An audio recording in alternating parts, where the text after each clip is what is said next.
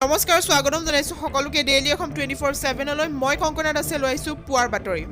প্ৰধানমন্ত্ৰী নৰেন্দ্ৰ মোদীয়ে বুধবাৰে বহু প্ৰত্যাশিত অযোধ্যাৰ ৰাম মন্দিৰ নিৰ্মাণৰ ভূমি পূজন আৰু আধাৰশিলা স্থাপন কৰে বায়ুসেনাৰ বিশেষ বিমানেৰে লক্ষ্ণৌৰ পৰা গৈ অযোধ্যাত উপস্থিত হৈ প্ৰধানমন্ত্ৰীয়ে ভূমি পূজন অংশগ্ৰহণ কৰাৰ অন্তত ধৰ্মগুৰুসকলৰ সন্মুখত দেশবাসীক উদ্দেশ্যি কোৱা ভাষণত কয় যে আজি এই ঐতিহাসিক ক্ষণৰ সাক্ষী হ'বলৈ পাই তেওঁ উৎফুল্লিত শতিকাজোৰ অপেক্ষাৰ আজি অন্ত পৰিল বুলি মন্তব্য কৰি প্ৰধানমন্ত্ৰীয়ে কয় যে গোটেই দেশৰ জনতা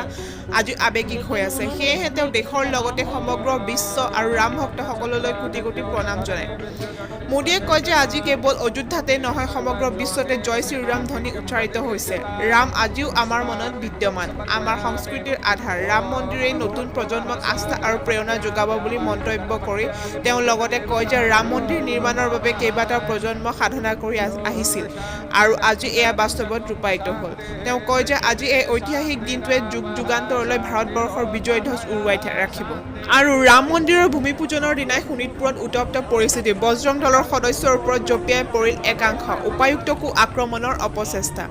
এই ঘটনা সংঘটিত হৈ ঠেলামৰা আৰক্ষী থানাৰ অন্তৰ্গত ভৰাশিমলুত দুটা ফৈদৰ মাজত হঠাৎ সৃষ্টি হৈছে তীব্ৰ সংঘাত অৱশ্যে কি কাৰণত এই ঘটনা সংঘটিত হৈছে সেই কথা এতিয়াও জানিব পৰা হোৱা নাই জানিব পৰা মতে ঠেলামৰাৰ গৰুডুবা হৰগুৰি মন্দিৰলৈ ৰেলী গৈ থকা অৱস্থাত বজৰং দলৰ কৰ্মীৰ ওপৰত জঁপিয়াই পৰে একাংশ লোক লগে লগে দুয়োপক্ষৰ মাজত সৃষ্টি হয় তীব্ৰ সংঘাত একাংশ উত্তেজিত লোকে জ্বলাই দিয়ে কেইবাখনো বাহন পিছত পৰিস্থিতি নিয়ন্ত্ৰণৰ বাবে আৰক্ষীয়ে লাঠিচালনা আৰু শূন্যলৈ গুলী চলাবলগীয়া হয় ইফালে আজি সন্ধিয়া একাংশ দুষ্কৃতিকাৰীয়ে আক্ৰমণৰ অপচেষ্টা কৰে শোণিতপুৰৰ উপায়ুক্ত মানৱেন্দ্ৰ প্ৰতাপ সিঙক মটৰচাইকেল দুৰ্ঘটনাক সাম্প্ৰদায়িক ৰূপ দিয়াৰ চেষ্টা একাংশৰ ইফালে ঘটনাৰ পিছত সান্ধ্য আইন বলবৎ কৰে জিলা উপায়ুক্তই কোনে কৈছে আমাৰ মাটিত এইটো বক্স আছিল সৰু সৰু দুটা গান কিয় চলাবি জয় শ্ৰীৰাম কিয় কবি আমাৰ মাটিত এনেকৈ কৈ সিহঁতৰ মাইজুৰ ভাঙিলে আমাৰ দুখ হৈ আছে ৰখাই থৈছে আমাৰ মানে আমাৰ দুজন ল'ৰা গৈছিল মন্দিৰত দৰ্শন কৰিব গৈছিল সিহঁতৰ ৰাস্তাত ৰখাই পেলাই দাদি মাৰিছে বাইকত মাৰিছে কিছুমানৰ আঙুলি টুকুৰা হৈ গৈছে কিছুমানৰ এইফালে কাটিছে পুৰা বাইক চাইক ভাঙি আনহাতে ঐতিহাসিক আলাবৈ যুদ্ধৰ শ্বহীদক সোঁৱৰিলে মুখ্যমন্ত্ৰী সৰ্বানন্দ সোণোৱালে সংগ দিলে মন্ত্ৰী হিমন্ত বিশ্ব শৰ্মা সহ বহুজনে কামৰূপ জিলাৰ দদৰা উচ্চতৰ মাধ্যমিক বিদ্যালয়ৰ প্ৰাংগণত অনুষ্ঠিত আলাবৈ স্মৃতি দিৱসত মুখ্যমন্ত্ৰী সৰ্বানন্দ সোণোৱাল 1669 5 আগষ্টত হৈছিল মোগল আৰু আহোমৰ মাজত ঐতিহাসিক আলাবৈ ৰণ অসম আৰু অসমীয়াৰ শৌৰ্যবীৰ্য আৰু বীৰত্ব চিৰযুগমীয়া অক্ষয় কীৰ্তি পূব বংশৰ অঞ্চল আলাবৈ পাহাৰৰ দাঁতিত হৈছিল এই ৰণ বুধবাৰে অসমীয়াৰ বীৰত্বৰ কাহিনীৰে উজ্জীৱিত আলাবৈ ৰণত দেশ আৰু জাতিৰ বাবে প্ৰাণ আহুতি দিয়া 10,000 অসমীয়া বীৰলৈ গভীৰ শ্ৰদ্ধা জ্ঞাপন কৰে অসম চৰকাৰে অসম চৰকাৰ প্ৰত্নতত্ত্ব আৰু সাংস্কৃতিক সঞ্চালকালয়ৰ উদ্যোগত দদৰা উচ্চতৰ মাধ্যমিক বিদ্যালয়ৰ প্ৰাংগণত কামৰূপ জিলা প্ৰশাসন শৰাইঘাট জাৰ্নেলিষ্ট ফৰাম আলাবৈ স্মৃতি ৰক্ষা সমিতিৰ সহযোগ ঐতিহাসিক আলাবৈ ৰণৰ 10,000 অসমীয়া বীৰলৈ গভীৰ শ্ৰদ্ধা জ্ঞাপন কৰে অনুষ্ঠানত উপস্থিত থাকি মুখ্যমন্ত্ৰী সৰ্বানন্দ সোণোৱালে শ্বহীদ তৰ্পণ আৰু আহোম পৰম্পৰা অনুসৰি মৃতকৰ সদগতিৰ কাৰণে ডাংফি অনুষ্ঠিত কৰে এই অনুষ্ঠানত মুখ্যমন্ত্ৰী সৰ্বানন্দ সোণোৱালৰ লগত উপস্থিত থাকে জালুকবাৰী সমষ্টিৰ বিধায়ক তথা বিত্তমন্ত্ৰী হিমন্ত বিশ্ব শৰ্মা মন্ত্ৰী কেশৱ মহন্ত কমলপুৰৰ বিধায়ক সত্যব্ৰত কলিতা আৰু মুখ্য সচিব সঞ্জয় কৃষ্ণ ইফালে কৰোনা মহামাৰীৰ বাবে দেশত বন্ধ হৈ আছে বিদ্যালয় মহাবিদ্যালয় আৰু বিশ্ববিদ্যালয়সমূহ সমান্তৰালকৈ অসমতো বন্ধ হৈ আছে শিক্ষানুষ্ঠানসমূহ শিক্ষাৰ্থীৰ শিক্ষাবৰ্ষ যাতে নষ্ট নহয় সেই দিশৰ প্ৰতি লক্ষ্য ৰাখি শেহতীয়াকৈ চৰকাৰে শিক্ষা প্ৰতিষ্ঠানসমূহ ছেপ্টেম্বৰ মাহত খোলাৰ যোজা চলাইছে যাৰ বাবে শিক্ষা বিভাগে গঠন কৰি দিছে 40জনীয়া কমিটি অনানুষ্ঠানিক শিক্ষা পদ্ধতিৰে আৰম্ভ কৰাৰ বাবে চৰকাৰে আনকি প্ৰকাশ কৰিছে গাইডলাইন বহু শিক্ষাবিদৰ পৰামৰ্শ বিচাৰি গাইডলাইন প্ৰকাশ কৰিছে শিক্ষা বিভাগে মাস্ক পিন্ধি সামাজিক দূৰত্বৰে পাঠদান আৰম্ভ কৰাৰ আগবঢ়োৱা হৈছে প্ৰস্তাৱ সকলো শিক্ষক কৰ্মচাৰীয়ে 30 আগষ্টৰ ভিতৰত কৰাব লাগিব কৰোনা টেষ্ট 15 দিনৰ মূৰে মূৰে শিক্ষানুষ্ঠান চেনিটাইজ কৰিব লাগিব বৰ্তমানে চলি থকাৰ দৰে অনলাইন পাঠদান অব্যাহত থাকিব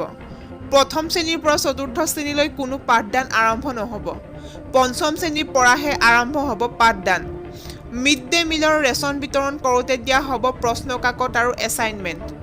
চতুৰ্থ শ্ৰেণীলৈকে শিক্ষাৰ্থীয়ে ঘৰতে লিখিব পাৰিব প্ৰশ্ন কাকতৰ উত্তৰ অভিভাৱকে প্ৰশ্ন কাকত এছাইনমেণ্ট শিক্ষকৰ হাতত জমা দিব লাগিব শিক্ষকসকলে বিদ্যালয়লৈ আহি পৰীক্ষা কৰিব লাগিব বহীসমূহ চৰকাৰী আৰু বেচৰকাৰী বিদ্যালয়ৰ ক্ষেত্ৰত প্ৰযোজ্য হ'ব এই নিয়ম নৱম আৰু দশম শ্ৰেণীৰ ছাত্ৰ ছাত্ৰীৰ বাবে সুকীয়া ব্যৱস্থা গ্ৰহণ কৰা হৈছে এই শিক্ষাৰ্থীসকল ওচৰৰ বিদ্যালয়লৈ আহি গ্ৰহণ কৰিব পাৰিব পাঠ বিদ্যালয়সমূহে সৰ্বাধিক 15 জন ছাত্ৰ ছাত্ৰীক লৈহে পাঠদান কৰিব পাৰিব আৰু অভিনেতা সুশান্ত সিং ৰাজপুতৰ মৃত্যুৰ তদন্ত কৰিব চিবিআইয়ে উচ্চতম ন্যায়ালয়ক জনালে কেন্দ্ৰীয় চৰকাৰে ক্ৰমাৎ যেন ৰহস্যৰ আৱৰ্তত সোমাই পৰিছে সুশান্ত সিং ৰাজপুতৰ মৃত্যুৰ ৰহস্য প্ৰতিদিনে পোহৰলৈ আহিছে আশ্চৰ্যকৰ খবৰ যদিও অভিনেতাজনে 4 মাহৰ পূৰ্বে স্বইচ্ছাই জীৱন ত্যাগ কৰিছিল বুলি খবৰ ওলাইছিল কিন্তু তাৰ মাজতো একাংশই সুশান্ত সিঙৰ মৃত্যুত গোন্ধ পাইছে ৰহস্যৰ সুশান্তৰ মৃত্যুত বলিউডৰ বহু কলা কৌশলী প্ৰেয়সী ৰিয়া চক্ৰৱৰ্তী আনকি মুম্বাই আৰক্ষীৰ স্থিতিক লৈও সন্দেহ প্ৰকাশ কৰা হৈছে কিন্তু তাৰ মাজতে কেন্দ্ৰীয় চৰকাৰৰ ফালৰ পৰা লোৱা হৈছে গুৰুত্বপূৰ্ণ সিদ্ধান্ত অভিনেতা সুশান্তৰ মৃত্যুৰ তদন্তৰ দায়িত্ব অৰ্পণ কৰিব চিবিআই ইতিমধ্যে এই কথা উচ্চতম ন্যায়ালয়ক জনাইছে কেন্দ্ৰীয় চৰকাৰে উল্লেখ্য যে বিহাৰ চৰকাৰৰ অনুৰোধ মৰ্মে কেন্দ্ৰীয় চৰকাৰে লৈছে এই সিদ্ধান্ত ইফালে ৰাজ্যত কৰোনা সংক্ৰমণ হোৱা ৰোগীৰ সংখ্যায়ে 50,000ৰ ঘৰ অতিক্ৰম কৰিছে যোৱা 24 ঘণ্টাত ৰাজ্যত কৰোনাত আক্ৰান্ত হোৱা লোকৰ সংখ্যা হৈছে 2,284 জন আৰু এই তথ্য সদৰি কৰিছে স্বাস্থ্যমন্ত্ৰী ডক্টৰ হিমন্ত বিশ্ব শৰ্মাই টুইটযোগে তাৰে 362 জন হৈছে কামৰূপ মেট্ৰৰ 177 জন হৈছে ডিব্ৰুগড় জিলাৰ 157 জন হৈছে নগাঁও জিলাৰ আৰু 123 জন কামৰূপ ৰুৰেলৰ আৰু ইয়াকে লৈ কৰোনাত আক্ৰান্ত হোৱা ৰোগীৰ সংখ্যা বৃদ্ধি পাইছে 50,445 জনলৈ লগতে 1,471 জন ৰোগী সুস্থ হৈ উঠিছে আৰু তেওঁলোকক ঘৰলৈ যাবলৈ দিয়া হৈছে আৰু ইয়াকে লৈ সুস্থ হৈ উঠা ৰোগীৰ সংখ্যা হৈছে 35,892 জন আৰু চিকিৎসাধীন হৈ থকা ৰোগীৰ সংখ্যা হৈছে 14,429 জন আৰু স্বাস্থ্যমন্ত্ৰীগৰাকীয়ে জনোৱা মতে যোৱা 24 ঘণ্টাত কৰোনাত আক্ৰান্ত হৈ মৃত্যু হোৱা লোকৰ সংখ্যা হৈছে 6 জন আৰু তেওঁলোক হৈছে ৰমেশ চন্দ্ৰ মেধি 81 বছৰ কামৰূপ মেট্ৰ ৰামকুমাৰ মহাতো 58 বছৰ ডিব্ৰুগড় জিলা তৰণী চৰণ কলিতা 60 বছৰ ডিব্ৰুগড় জিলা বাদল দেৱনাথ 56 বছৰ তিনিচুকীয়া জিলা কানু পল 56 বছৰ কাছাৰ জিলা লালভানু খাতুন 35 বছৰ দৰং জিলা আৰু ইয়াকে লৈ কৰোনাত আক্ৰান্ত হৈ মৃত্যু হোৱা লোকৰ সংখ্যা বৃদ্ধি পাইছে 121 জনলৈ পুৱাৰ বাতৰিৰ পৰা মই কংকনা দাসে বিদায় লৈছো ধন্যবাদ